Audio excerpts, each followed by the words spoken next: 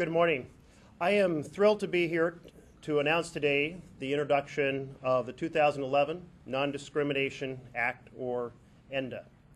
I want to particularly thank my lead co-sponsor, Senator Kirk, and who has really been a champion for employment non-discrimination in the House for a long period of time. I'd also like to recognize our other lead co-sponsors, Senator Collins, and the chair of the Help Committee, Senator Harkin. On the House side, we have the Ross-Layton-Frank bill being introduced, which is identical to the bill that we're introducing here in the Senate. I'd also like to pause and note the leadership of Senator Kennedy, who no longer with us, but his spirit persists in this bill. He introduced employment non-discrimination nearly two decades ago in the U.S. Senate. The right to work hard and earn a living is a fundamental right.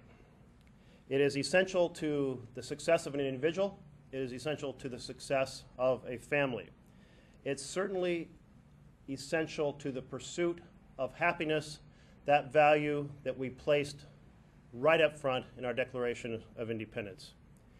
And it's certainly part and parcel of equality under the law.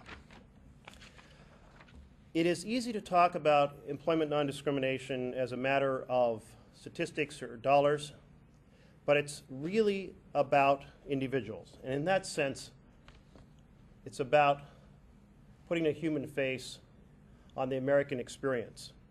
So here's a story of a transgender woman named Colonel Diane Schroer.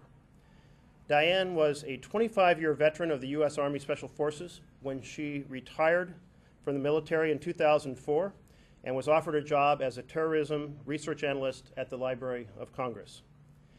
At the time, Diane publicly identified as David, but was beginning to transition and informed her future supervisor that she would be transitioning from male to female.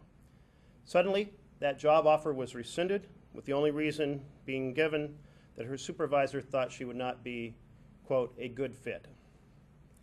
Diane subsequently filed a lawsuit and won, but only because the District of Columbia judge who heard her case recognized transgender discrimination as sex discrimination, a step that sadly most states have yet to take.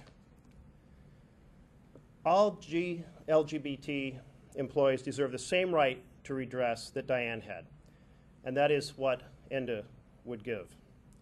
Quite simply, it extends the same federal protections that already exist for race, religion, sex, national origin, age, and disability to include sexual orientation and gender identity. It's a fair thing to do, it's the right thing to do, and it's good for business as well. And as you can see by this chart, over 75 major employers have already endorsed this change.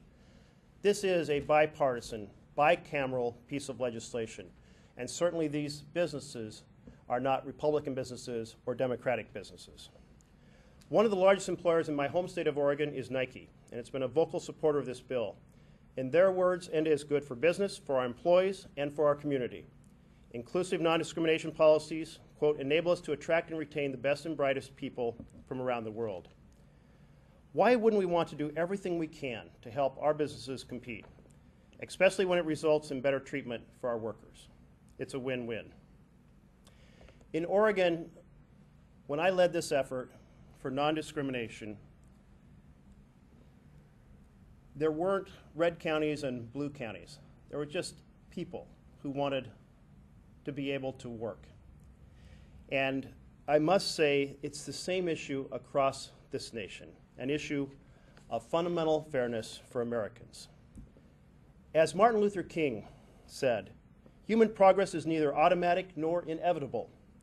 Every step toward the goal of justice requires sacrifice, suffering, and struggle, the tireless exertions and passionate concern of dedicated individuals.